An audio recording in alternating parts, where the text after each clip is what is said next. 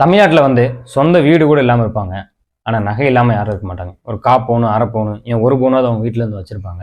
அந்த நகையை வச்சு ஆடம்பரத்துக்கு இல்லைங்க, அடமானம் வைக்கிறதுக்கு, ஸ்கூல் ஃபீஸ் கட்ட, மருத்துவ செலவு, அவசர தேவைக்கு அதை அடமானம் வச்சு, அதில் கடன் வாங்கி, அதில் வந்து செலவு செல்லக்கூடிய குடும்பங்கள் நிறைய பேர் இருக்காங்க.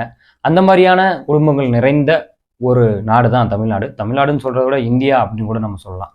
அப்படி இருக்கக்கூடிய ஒரு நாட்டில் மத்திய அரசாங்கம், ஒன்றிய அரசாங்கம் ஒரு ரூல்ஸ் அண்ட் ரெகுலேஷன்ஸ் வந்து போட்டிருக்காங்க. ஒரு 9 விதிமுறைகளை வந்து போட்டுருக்காங்க.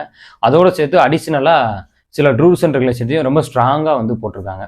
அது என்ன அப்படின்னு பார்த்தீங்கன்னா, முதல் விதி, இப்போ ஒரு நகை வந்து 1000 ரூபா ஒரு பெருமானம் உள்ள ஒரு நகை இருக்குது அப்படின்னா, நம்ம வந்து முன்னாடி அதை 900 ரூபாய்க்கு வந்து அடகு வச்சுக்கலாம். ஆனால் இப்போ வந்து பார்த்தீங்கன்னா 750 ரூபாய்க்கு தான் நம்மளால் வந்து அடகு வைக்க முடியும். அதே மாதிரி நகையை அடகு வைக்கிறதுக்கு அந்த நகை வந்து நம்மளோட தானா அப்படின்ற ரசீது இதெல்லாம் வந்து நம்ம வந்து சமர்ப்பிக்கணும். அந்த ஆதாரம் நிரூபிக்கப்பட்டதாக இருக்கணும். அப்படின்னா தான் நம்மளால் போய் அந்த நகையை வந்து அடகு வைக்க முடியும். நகையை வந்து அடகு வைக்கிறவங்களும் நகையை வாங்கி வைக்கிறவங்களும் அவங்களோட ரிஜிஸ்டரில், லெட்ஜரில் நம்ம டீட்டெயில்ஸ் எல்லாத்தையுமே வந்துட்டு ப்ராப்பராக வந்து மெயின்டெனன்ஸ் பண்ணி வச்சுருக்கணும். அதே மாதிரி வாங்கி பெறப்பட்டது, கொடுக்கப்பட்டது அப்படின்ற விஷயத்தை வந்து சைன் பண்ணி கையெழுத்து வாங்கி வச்சுக்கணும். இது ஒரு ரூல்ஸ். 4வது விதியாக என்ன அப்படின்னு பார்த்தீங்கன்னா, RBIயால் அங்கீகரிக்கப்பட்ட நகை வகைகள் மட்டும்தான் வந்து அடமானத்துக்கு எடுக்கப்படும். 5வது விதியாக வெள்ளி நகைகளுமே வந்து பார்த்தீங்கன்னா அடமானத்துக்கு எடுத்துக்கொள்ளப்படும்.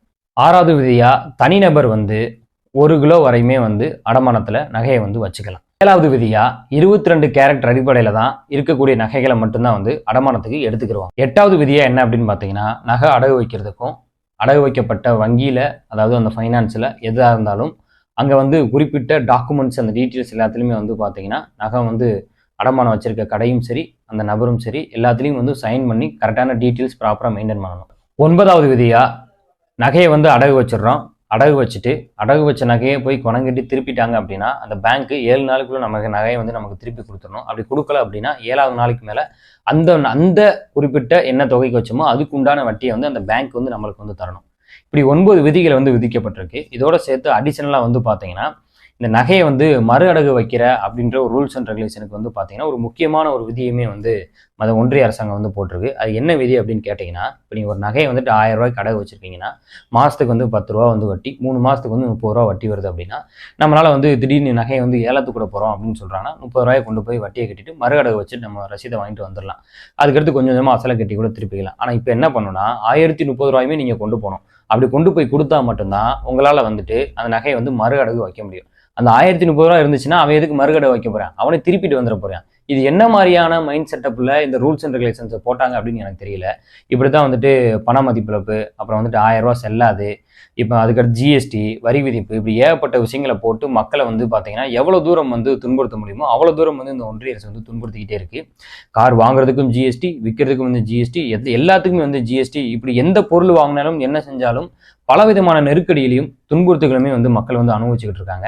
இப்போ இந்த நகை கடன் அப்படின்ற விஷயமே வந்து பார்த்தீங்கன்னா முழுக்க முழுக்க ஒரு 90% நடுத்தர குடும்பங்களும், வறுமைக்கு கீழே இருக்க குடும்பங்களும் இதை வச்சு ரொட்டேஷன் பண்ணிட்டு, ஏன்னா ஏற்கனவே வந்துட்டு வட்டி தொல்லை, கடன் தொல்லை, இந்த மகளிர் குழு தொல்லை, இந்த மைக்ரோ ஃபைனான்ஸோட தொல்லை, அவங்க எல்லா பேருமே வந்துட்டு ஒரு பணத்தை வந்து கடனை கொடுத்துட்டு அதை வசூல் பண்ணுறதுக்கு ஒரு ஏஜென்ட்டை போட்டு பயங்கரமாக வந்து பார்த்தீங்கன்னா அவங்கள விரட்டி நிறைய பேர் வந்து இந்த கடனால் வந்து தற்கொலை பண்ணி, இப்படி பலதரப்பட்ட விஷயங்களும் சூழல்களும் நடந்துகிட்டு இருக்கக்கூடிய ஒரு சூழல்ல இந்த மாதிரி வந்து முழு ரூபாயை நீ கொண்டு வந்து கொடுத்தா தான் திரும்ப உன்னால வந்து அந்த நகையை வந்து மறுகடை வைக்க முடியும், இல்லைன்னா அந்த நகை வந்து முழுகிரும், ஏலத்துல போயிடும். இப்படியான ஒரு இக்கட்டான ஒரு சூழலை வந்து உருவாக்கியிருக்கு இந்த புதிய நகை அடகுக்கடை விதிமுறைகள்.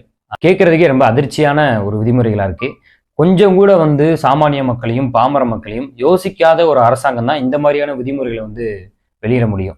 இதுக்காக பலதரப்பட்ட மக்கள் வந்து பார்த்தீங்கன்னா நகை அடகு வைக்கிறதுக்காக போயும், அடகு வச்ச நகையை வந்து திருப்புறதுக்காக போயும், வட்டி கட்டுறதுக்காக போயும், இந்த கடந்த ஒரு வாரமாக வந்து பார்த்தீங்கன்னா எல்லா பேருமே வந்து பயங்கர அதிர்ச்சியில் இருக்காங்க.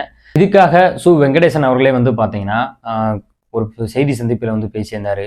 அப்புறம் நிர்மலா சீதாராமனுக்கு வந்து பார்த்தீங்கன்னா கடிதம் கொடுத்துருக்காரு, இந்த விதிமுறை வந்து திரும்ப பெறுங்க அப்படின்னு. இந்த மறு அடகு விஷயத்தை தாண்டி இந்த 9 விதிமுறைகளில் சிக்கலான விஷயங்கள் என்ன அப்படின்னு பார்த்தீங்கன்னா, முதல் விதியே ரொம்ப ரொம்ப சிக்கலான ஒரு விஷயம்.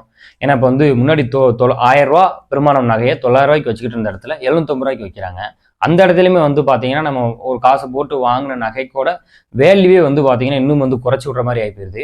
அந்த கடை வச்சிருக்க அந்த பேங்க்கு அவங்களுக்கு தான் வந்து இது வந்து சாதகமாக இருக்கே தவிர இந்த பாமர மக்களுக்கும் இந்த சாதாரண மக்களுக்கும் வந்து பார்த்தீங்கன்னா அந்த விதிமுறை வந்து சார்ந்த விஷயமா இல்லை. இதர இருக்கக்கூடிய ரூல்ஸ் அண்ட் ரெகுலேஷன்ஸ் எல்லாமே வந்து பார்த்தீங்கன்னா இந்த நகைக்கடன் விஷயத்தை வந்துட்டு சாதாரணமாக விடக்கூடாது. சும்மா நகையை வைக்கிறாங்க, ரூபா வாங்கிட்டு போகிறாங்க, திரும்ப வந்து திருப்பிக்கிறாங்க அப்படின்ற மாதிரி இல்லாமல் எல்லா விஷயத்தையும் வந்துட்டு ரிஜிஸ்டர்டாக இருக்கணும். டாக்குமெண்ட் சைன் பண்ணுறது, அந்த ரிஜிஸ்ட்ரேஷன் கரெக்டாக ஃபாலோ பண்ணுறது, நகை வாங்கப்பட்டது, கொடுக்கப்பட்டது, கையெழுத்து கொடுக்கப்படுறது, அதே மாதிரி பேங்க் வந்து நகையை வந்து திருப்பி கொடுக்குறது, டிலே பண்ணுறது, இந்த மாதிரியான விஷயங்கள் எல்லாமே வந்து பார்த்தீங்கன்னா சிஸ்டமேட்டிக்காக இருக்குது அப்படின்னு கூட சொல்லாமே தவிர மித்த எல்லா விஷயங்களுமே வந்து பார்த்தீங்கன்னா சாதாரண எளிய மக்களுக்கும் பாமர மக்களுக்கும் வறுமையில் வாழக்கூடியவங்களுக்கும் நடுத்தர குடும்பங்களுக்கும் எல்லாத்துக்குமே வந்து அகேன்ஸ்டாக தான் இருக்குது.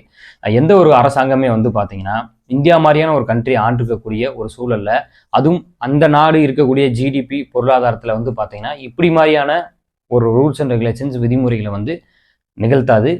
இந்த கவர்மெண்ட்டு தொடர்ந்து மக்களை வந்து வஞ்சிக்கக்கூடிய ஒரு கவர்மெண்ட்டாக தான் இருக்குது. இதை கண்டிப்பாக பரிசீலனை பண்ணணும். இதுக்கான ஒரு நல்ல தீர்வை அல்லது இந்த விதிமுறைகளை வந்து திரும்ப பெறணும். அப்படி பெற்றால் மட்டும்தான் வந்து இல்லை இதுக்கு அல்டர்னேட்டிவாக இருக்கக்கூடிய சின்ன சின்ன தளர்வுகளாவது கொடுக்கணும். அப்படி கொடுத்தாதான் இந்த விஷயத்தில் வந்து பார்த்தீங்கன்னா ஒரு சுமூகமான ஒரு தீர்வு கிடைக்கும். இல்லைனா இதுலேயும் வந்து ஒரு நெருக்கடியான ஒரு சூழல் வந்து மக்கள் வந்து இருக்கிற மாதிரி இருக்கும். இது சம்மந்தப்பட்டு நீங்கள் யார் பாதிக்கப்பட்டிருந்தீங்கன்னா அந்த விஷயங்கள் எல்லாத்தையுமே வந்து கமெண்ட் செக்ஷனில் வந்து சொல்லுங்கள். நன்றி, வணக்கம்.